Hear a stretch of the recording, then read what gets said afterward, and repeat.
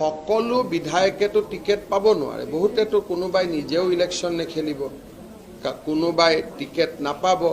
কাৰোবাৰ সমষ্টি ডিলিমিটেশ্যনত নোহোৱা হৈ গৈছে কাৰোবাৰ সমষ্টি শিডিউল ট্ৰাইব হৈ গৈছে কাৰোবাৰ সমষ্টি শিডিউল কাষ্ট হৈ গৈছে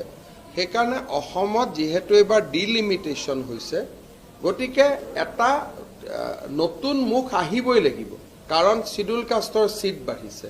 শিডিউল ট্ৰাইবৰ সিট বাঢ়িছে গতিকে নতুন মুখটো আহিবই লাগিব গতিকে নতুন মুখ অহাৰ ৰাস্তাটোতো কোনেও বন্ধ কৰিব নোৱাৰে নতুন মুখ আহিব কিন্তু কিমান আহিব কি আহিব সেই কথাটো কবৰ কাৰণে এতিয়া বহুত সময় কাৰণ চৰকাৰৰ আজি ইমান দিনটো আমি মুখেদি কৈ আছিলোঁ যে আমি আপোনালোকক মহিলা উদ্যমিতা 10,000 টকা দিম আমি CM আত্মনিৰ্ভৰশীলত আমি 2 লাখ টকা কৈ দিম চাকৰি 2 লাখ কৰিম আমাৰ বহুত কামটো অহা 15 আগষ্টৰ পৰা আৰম্ভহে হ'ব গতিকে কোন এতিয়া